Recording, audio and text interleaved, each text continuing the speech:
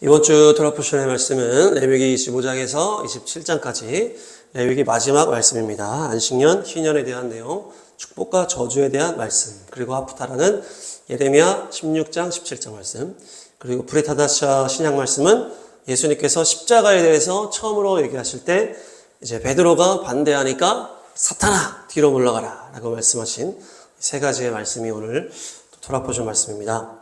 핵심 단어 보겠습니다. 핵심 단어는 이번 주에도 두 개인데요. 베하르 베우코타입니다. 자, 따라합니다. 베하르 베우코타이.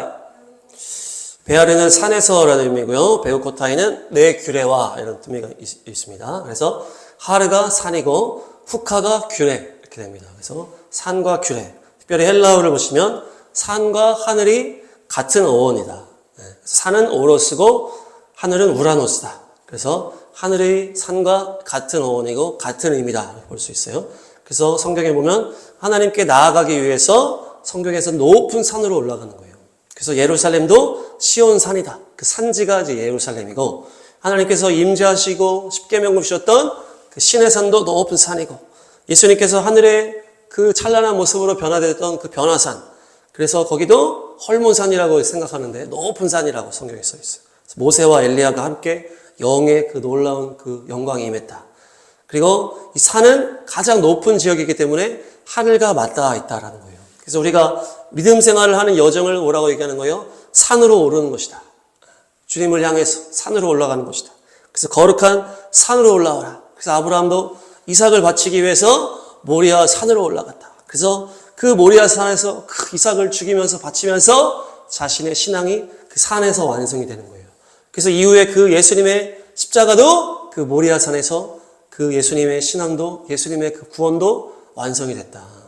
엘리야도 어떻습니까? 바알과 아세라 그 우상 대결 가운데 하늘에 불이 떨어졌던 것도 갈멜산이다. 그래서 모든 것이 또 산의 역사, 또 하늘과 맞닿은 곳이 또 하나님의 영광이 임하는 곳이 바로 산입니다. 그래서 두 개의 단어를 연결해서 보면 산은 하늘과 맞닿은 곳이고 다음 보시면 그래서 영적 원리가 있다. 영적 원리. 그래서 하나님의 영적 원리 네 가지. 그렇게 해서 영적 규례, 영적 원리가 오늘 주제입니다. 따라합니다. 하나님의 영적 원리 네 가지. 우리가 정치를 하는 걸 이렇게 보니까 법을 알아야 이 정치를 잘하겠다 이런 생각을 최근에 했잖아요. 가장 중요한 것은 이 나라의 법도 중요하지만 하나님 나라의 법이 중요하다. 영적인 원리가 중요하다. 하늘의 법을 알아야 우리가 이 땅에서 승리할 수 있는 것입니다. 그 모든 하늘의 법이 다 성경에 다 녹아져 있죠. 또한 토라에 또 잘 정리되어 있고 또 복음서에도 잘 정리되어 있지만은 특별히 오늘은 이제 토라 포션의 내용들을 가지고 영적 원리 네 가지를 찾아보도록 하겠습니다. 첫 번째 영적 원리 말씀 먼저 보겠습니다. 레위기 25장 2절입니다. 시작. 너는 이스라엘 자손에게 말하여라. 그들에게 다음과 같이 일러라. 내가 너희에게 주기로 한 그 땅으로 너희가 들어가면 나 주가 쉴 때에 땅도 쉬게 하여야 한다. 아멘. 오늘 말씀에서 핵심이 이제 안식년, 희년의 말씀이 있다고 했잖아요. 이 안식년은 7째 해, 7년째 해를 1년간 쫙 쉬어라 라는 말씀이에요. 희년은 그 안식년을 7번을 지키고 그 49년, 50년째 해를 또 희년으로 지켜라 이런 말씀이거든요. 안식년을 7번 곱하니까 77에 49, 49년째가 안식년이고 그 다음 해가 50년, 그렇게 해서 또 희년이 되는 거예요. 안식년이 두 해가 이제 연결이 되고 이렇게 해서 50주기를 딱 채우고 다시 1년으로 딱 시작하는 거예요. 그러니까 하나님의 시간표가 50년으로 딱 연결이 되어 있어요. 그래서 희년서라는 책은 50년으로 하나님의 역사를 탁탁탁탁 이제 연결해 놨는데 이 안식년과 희년의 원리가 바로 이 2절 말씀이고 그 보시니까 나 주가 쉴 때에 그 땅도 쉬어야 된다 이렇게 얘기하시는 거예요. 7년째 그 땅을 쉬게 해라. 그래서 밭에 씨를 뿌리지 말고 포도원도 다듬지 말고 수확하지 말고 그냥 냅둬라. 그렇게 하니까 거기에 어떻게 됩니까? 또 열매도 그냥 땅에 떨어지고 아까 보니까 저 이파리도 땅에 떨어지잖아요. 그런 것이 그냥 땅에 다 스며들게 하는 거예요. 그것이 땅의 안식이다 이렇게 하는 거거든요. 여기서 핵심은 주가 쉴 때에 땅도 쉬어야 된다. 그래서 우리가 7일째 안식일 지키는 이유가 뭐였어요? 하나님께서 7일째에 쉬셨기 때문에 너희도 쉬라 이렇게 하는 거거든요. 그러니까 이거를 과거로 그냥 연결해서 하나님이 7일째 쉬셨기 때문에 너희도 7일날 쉬는 거다. 그냥 기념으로만 볼 수도 있겠지만은 하나님도 7째 날에 쉬신다라는 얘기예요. 7째 해에 하나님도 쉬신다라는 거예요.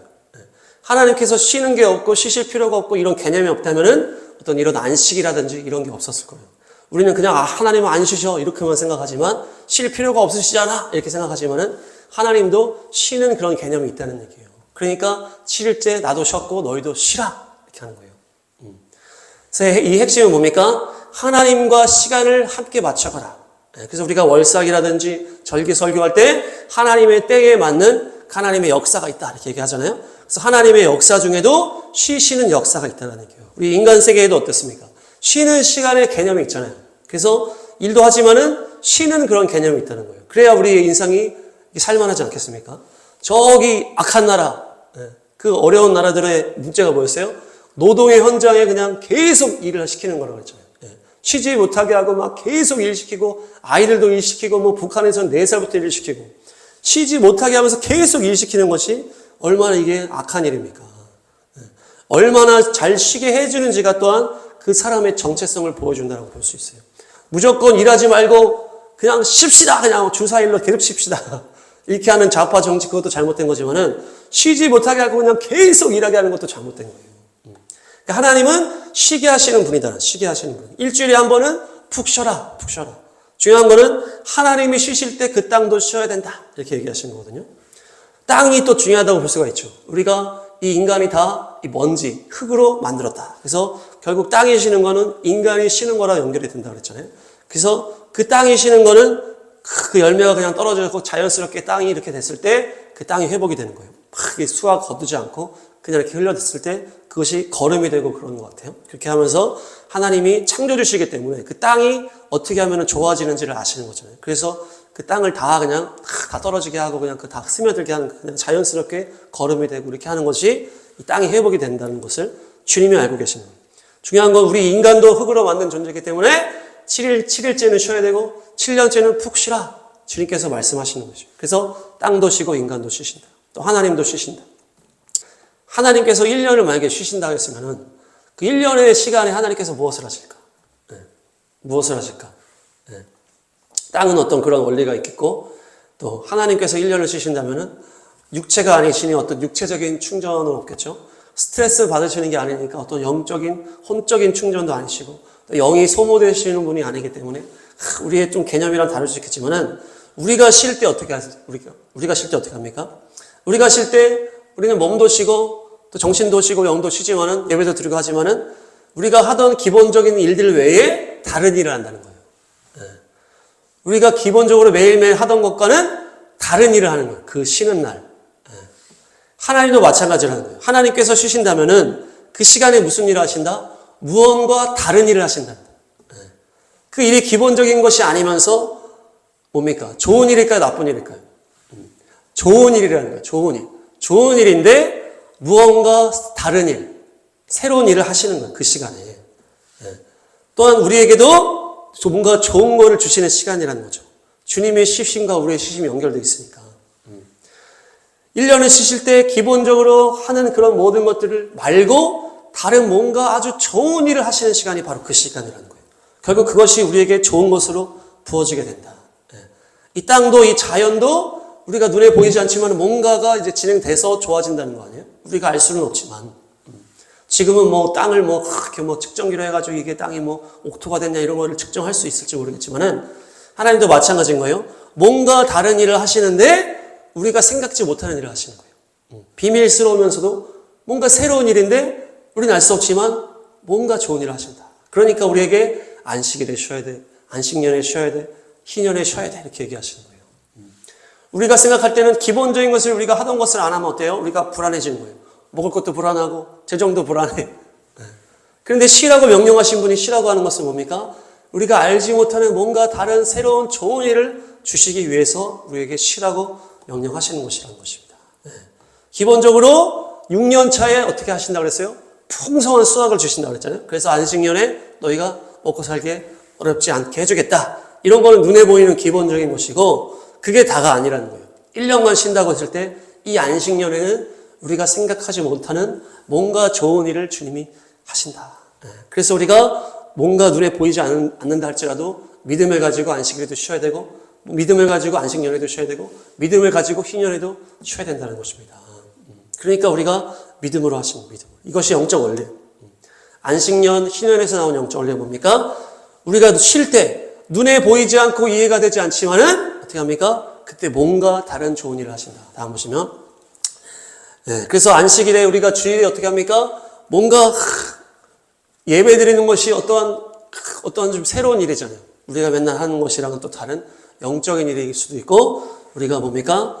영적인 일을 할 때 우리 안에 뭔가 새로운 일이 일어난다 이렇게 보거든요. 우리 예배가. 그렇게 해서 겉으로는 대단한 게 없어 보일지라도 뭔가 좋은 일이 일어나는 거 아니에요. 예배 드리는 것이. 우리 영혼도 마찬가지고 뭡니까? 우리가 쉴 때 또 장사하는 사람은 어떻습니까? 맨날 하던 걸 안 하면 뭔가 불안해가지고 못 쉬는 거 아니에요. 눈에 보이는 이익이 있으니까. 그래서 못 쉬는 거예요. 그런데 그게 아니라 뭔가 알 수 없지만 눈에 보이지 않지만 손에 잡히지 않지만 뭔가 좋은 일을 주님이 하시는 시간이다.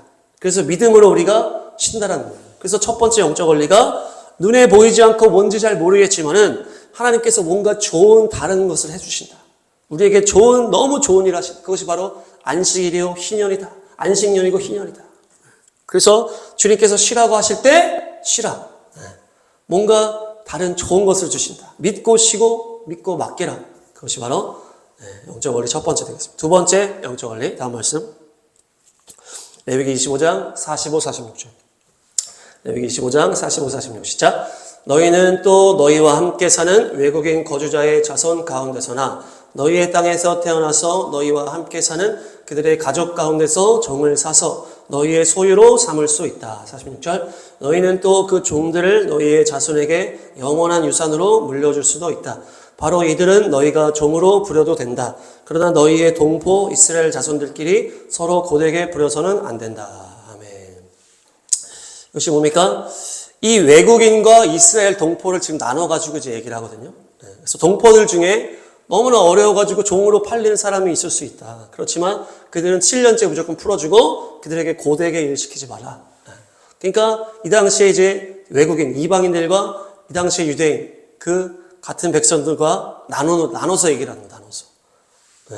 그래서 자기 민족 중심주의 같지만 이것이 뭡니까? 이게 영적 원리라는 거예요. 믿음 있는 사람에게 더 잘해주라고 하는 이게 영적 원리다.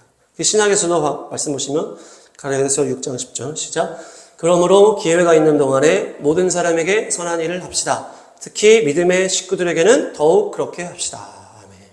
특히 믿음의 식구들에게 더욱 그렇게 잘해주라. 이것이 영적 원리라는 거예요. 우리가 목사님에게 잘하면 영적인 복을 받습니다. 이런 얘기는 많이 들었지만은 믿음의 식구들한테 잘해야 된다. 이런 건 좀 강조가 안 됐던 것 같아요. 그렇지만 이 구약에서 여기서 말씀하신 건 뭡니까? 믿음의 식구들에게 특별히 더 잘해주라는 거예요. 하나님께서도 지금 다른 거예요. 완전히 구별됐어요. 이스라엘 백성과 외국인에 대한 규례가 다른 거예요, 지금.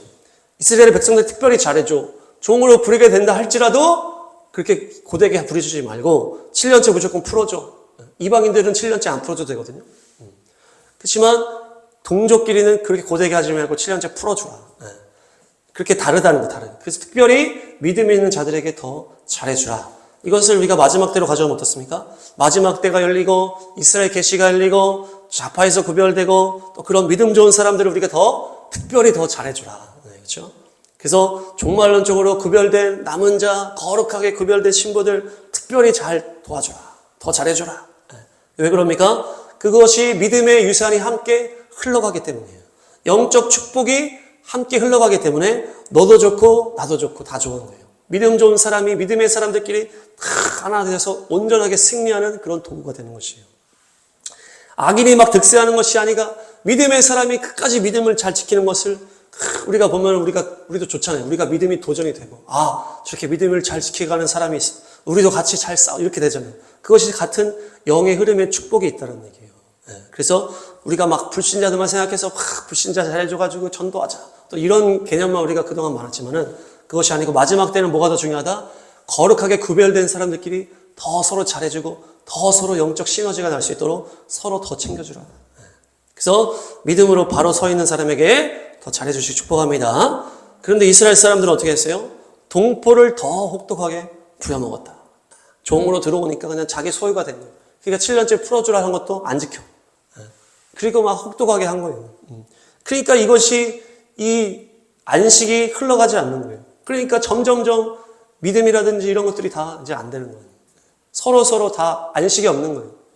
동족들이 이렇게 잘해줘가지고 동족들 안에서 믿음의 시너지가 있어야 되는데 동족들도 그냥 막 갉아먹고 막 뜯어먹고 하니까 이것이 마지막에 그 현상이거든요. 그래서 나라가 망하는 거예요. 물론 우상숭배가 핵심이겠지만은 이 안식년, 희년 이것이 온전하게 지켜지지 않았기 때문에 나라가 망했다고 얘기를 하고 있어요. 말씀 보겠습니다. 레위기 26장 33, 34. 레위기 26장 33, 34. 시작. 나는 너희를 여러 민족 사이로 흩어버리고 칼을 뽑아 너희 뒤를 쫓게 할 것이다.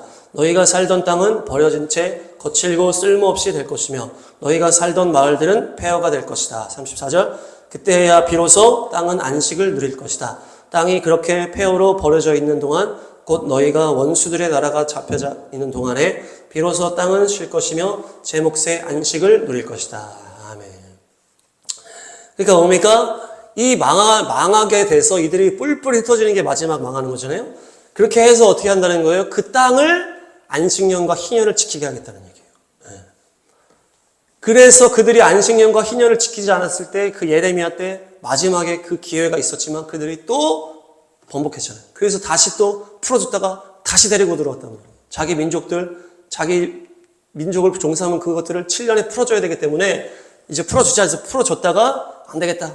다시 들어왔다. 그러면서 완전히 또 망해가거든요. 그러니까 이 망한다는 거의 핵심이 우상숭배도 있지만은 이 안식년, 희년을 제대로 지키지 않았다. 그래서 안식년, 희년이 서로에게 은혜가 되고 흘러가고 안식이 흘러가야 되는데 그것이 안 됐다는 얘기예요. 그러니까 완전히 망하는 길로 갔다. 그래서 우리가 믿음이 별로 없어도 돈 많고 권세 있는 사람에게 잘해주는 것이 아니고 믿음이 있어. 그래서 거룩하게 구별된 사람을 힘이 없어도 우리가 잘 도와줘야 된다. 그렇게 해서 영적인 은혜가 흐르고 영적인 축복이 흐르는 그것이 바로 영적 원리 두 번째입니다. 세 번째 말씀은 뿌린 대로 거듭납니다. 말씀 보겠습니다. 26장 3절 4절. 26장 3절 4절. 시작. 너희가 내가 세운 규례를 따르고 내가 명한 계명을 그대로 받들어 지키면 나는 철 따라 너희에게 비를 내리겠다. 땅은 소출을 내고 들의 나무들은 열매를 맺을 것이다. 아멘. 이것이 이제 뿌린 대로 거둔다. 세 번째 원리인데요. 이 레위기 26장 맨 마지막 거의 끄트머리에 뭐라고 하십니까? 이 모든 말씀들을 잘 지키면 복을 받아. 이것들을 지키지 않으면 저주를 받아 이 얘기예요. 축복과 저주의 원리인 거예요. 순종하면 축복받고 불순종하면 저주받는다는 원리가 이 뒤에 쫙 나옵니다. 그러면서 뭐 순종하면 그냥 축복을 계속 받고 이제 불순종하면 저주에 대한 얘기는 어떻게 나는 거예요?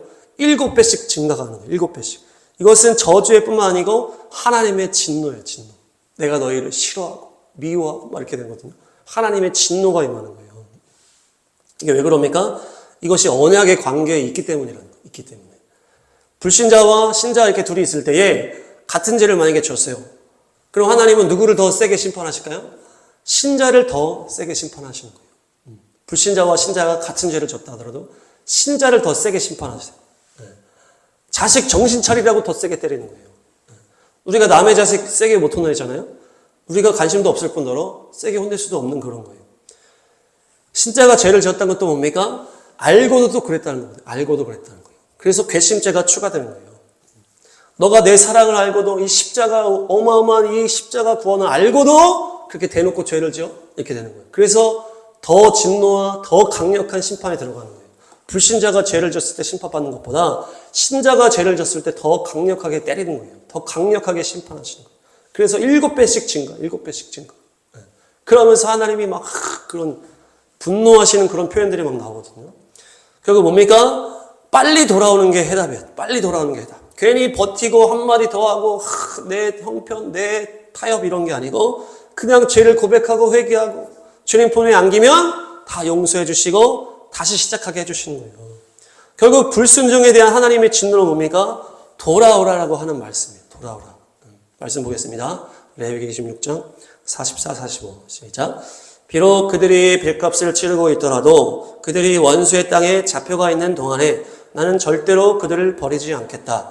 미워하지도 않고 멸망시키지도 않겠다. 그래서 그들과 세운 나의 언약을 깨뜨리지 않겠다. 내가 주 그들의 하나님이기 때문이다. 45절. 그들을 돌보려고 나는 내가 이집트 땅에서 이끌어낸 그 첫 세대와 맺은 언약을 기억할 것이다. 나는 그들의 하나님이 되려고 뭇 민족이 보는 앞에서 그들을 이끌어내었다. 나는 주다. 아멘. 그러니까 이 불순종에 떨어지는 이 저주는 그냥 저주가 아니라는 거예요. 하나님의 자녀에게 떨어지는 저주요, 하나님의 자녀에게 때리는 심판이다. 그래서 결국 돌아오라는 거예요. 죄값 중에 마지막이 뿔뿔이 흩어지는 것인데, 뿔뿔이 흩어진 다음에 그들이 죄를 깨닫고 회개하고 돌아오면 다시 기억하신다. 절대로 그들을 버리지 않겠다라고 말씀하신 거예요. 이것이 언약 안의 저주라는 거예요. 언약 안의 저주. 하나님의 자녀에게 때리는 심판이라는 거예요. 나는 첫 세대 그 출애굽 세대 너희와 처음 맺은 그 언약을 내가 영원히 잊지 않아. 그 신의 산에서 맺은 언약, 그 하나님과 그 놀라운 하나님이 임재하시면서 그 십계명 돌파를 주면서 그 언약식이 결혼식이라고 그랬죠. 이것은 영원한 언약이라는 거예요. 그래서 너희가 죄로 흩어졌다 하더라도 내가 잊지 않고 다시 회복시키겠다. 다시 회복시키겠다. 그것이 가장 강력하게 드러난 것이 바로 1948년 이스라엘의 회복이다. 회복이다. 하나님은 결국에는 다시 회복시키신다는 거예요. 그래서 이 이스라엘 회복의 말씀을 하나님의 언약의 성취다라고 보지 않는 사람들이 있다고 그랬잖아요. 그 좌파의 공산주의에 물드는 크리스천은 그렇게 얘기한다는 거예요. 그것은 뭡니까? 결국 하나님이 민족을 버려버렸다는 거 아닙니까? 그러면 우리도 버리신다는 거예요. 그러니까 하나님의 그 선하심을 완전히 정면으로 도전하는 거예요. 이것은 엄청나게 잘못된 이게 신학이야, 신학. 잘하면 안 버리고 못하면 버리고 그렇게 본다는 거예요. 지금 이스라엘 회복을 하나님의 언약의 성취로 보지 않게 되면은 인간 부모도 그렇지 않은 거예요. 요즘에는 그 잘못된 부모들이 있겠지만은 부모가 자녀를 버리지 않는다는 거예요. 하나님께서 자식을 버리지 않는 당연한 거라는 거예요. 하나님을 떠나간다는 건 어떻게 되는 거예요? 하나님이 버리고 이렇게 한 게 아니고 자기가 하나님을 버리고 가출하는 거라고 성경이 나오잖아요. 그래서 탕자 아들이 어떻게 해요? 그냥 도망가 버리죠. 나가 버리죠. 그러니까 아빠는 어떻게 합니까? 집 나간 그 다음 날부터 집 밖에서 문 밖에서 그 아들을 기다리는 거 아닙니까? 그것이 아버지의 마음이라는 거예요. 그 마음을 돌이켜 다시 돌아오기만을 기도하면서 기다리시는 게 아버지 마음이에요. 애통하면서 기다리신다. 그것이 아버지의 마음. 그것의 결정판이 이스라엘의 회복이다. 1948년. 이것이 믿지 않고 이것을 잘못했다고 하면은 악한 하나님이 되는 거예요. 사람 버리는 하나님이 되는 거예요. 이것은 너무나 중요한 영적 원리다. 그래서 하나님은 버리지 않으신다. 기다리신다. 그리고 우리가 잘못했을 때 우리를 때리신다. 그래서 이 레위기에 나오는 이 저주와 심판은 뭡니까? 돌아오라라고 하는 이야기예요.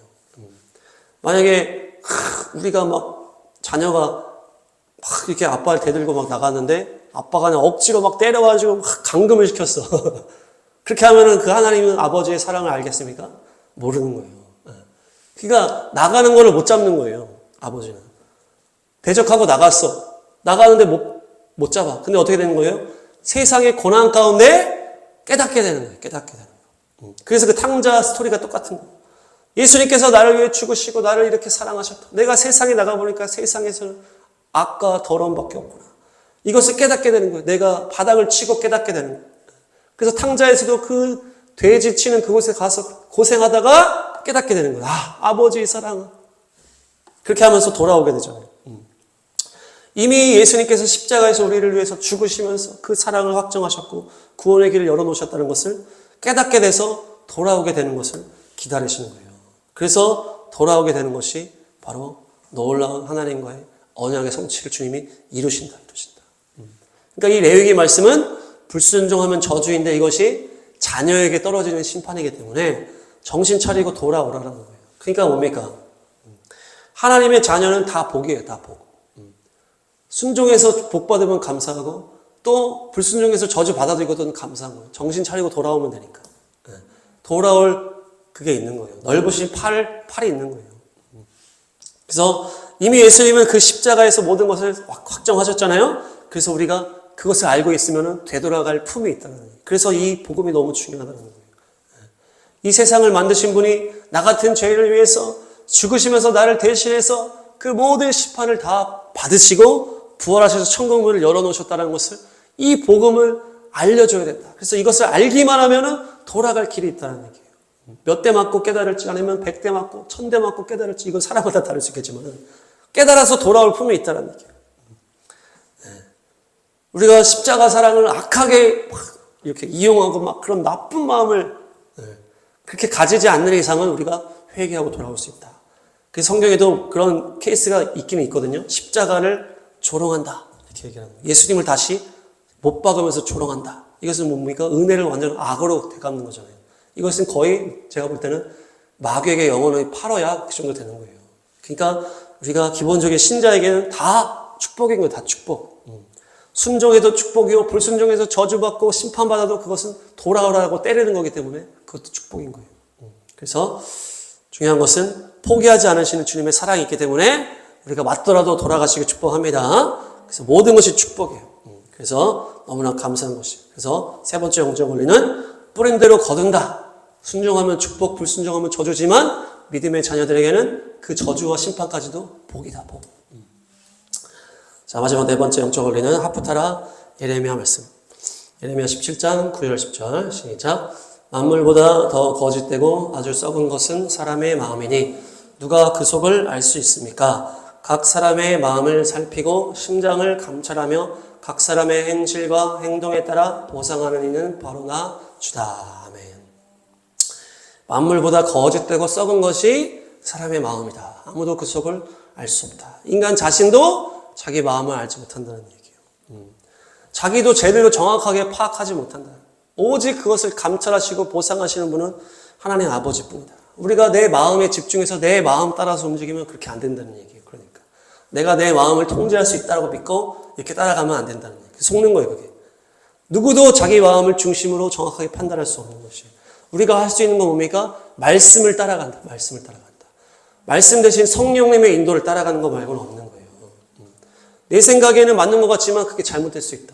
오직 하나님의 말씀 따라 진리 따라 가야 되는 거예요. 그래서 자기를 부인한다. 그런 말씀이 있는 것이에요. 내 마음에 집중하고 내 마음이 말하는 대로 가는 것은 그 세상 사람이 하는 거잖아요. 네가 원하는 대로, 생각대로. 그렇게 가면 망하는 거예요. 내 마음은 나도 몰라. 나도 왜 이러는지 몰라. 인간의 마음은 그렇게 거짓되고 썩었다는 얘기예요. 완전히 속까지 썩어버린 부패한 존재가 바로 인간이다. 나로서 나올 수 있는 것은 더러운 죄밖에 없다는 얘기예요. 우리 안에서 생각들, 마음들 계속 죄악으로만 나오는 거예요. 겉으로는 착한 일 하는 것 같은데 속으로는 또 딴 생각하는 거예요. 양보하는 것 같은데 또 뒤에서는 욕하고 있는 거예요. 희생하는 것 같이 하면서도 또 자기 입속을 챙기고 있는 거예요. 그것이 인간의 마음인 거예요. 음란하고 폭력적이고 이기적이고 조건적이고 욕심은 한도 끝도 없고 비교와 교만은 멈추지 않는 것이 그것이 바로 인간이라는 존재다. 그래서 나에 대한 소망을 버리셔야 돼. 완전히 버리셔야 돼. 나에 대한 소망. 인간에 대한 소망도 완전히 버려야 된다. 그래서 유대인들은 어떻게 하는 거예요? 어릴 때 이런 교육을 한다는 거 아니에요. 제일 먼저 어릴 때 제일 먼저 교육하는 게 나무에서 이렇게 애한테 뛰어내려 이렇게 하는 거예요. 엄마든 아빠든. 아이를 나무에 올려놓고 뛰어내려 그럼 안아줄게 받아줄게 막 이렇게. 그래서 아이가 그래 받아줄 거야 그래 괜찮아 받아줄 수 있어 막 이렇게 하다가 받아줄 거야 난 너의 아빠야 너의 엄마야 이렇게 하면서 뛰어 이렇게 웃으면서 다 해줄 것처럼 했다가 아이가 뛰었는데 안 받아주는 거예요. 그렇게 하면 아이가 뭐 다치든지 막 놀래가지고 엄마 맞아 아빠 맞아 막 이렇게 불평하고 이러면은 그때 딱 얘기한다는 거예요. 사람이란 존재는 아무도 믿지 마라. 부모도 믿지 마라. 그러면서 하나님만 믿어라. 이게 교육이에요. 첫 번째 교육.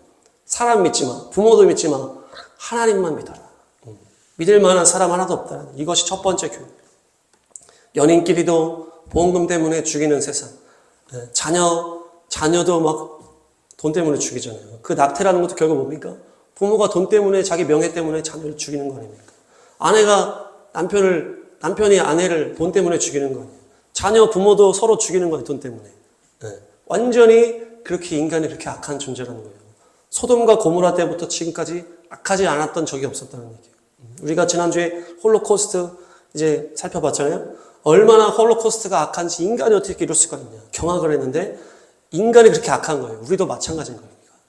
우리도 금방 배신자가 될 수 있고 금방 악인이 될 수 있는 거예요.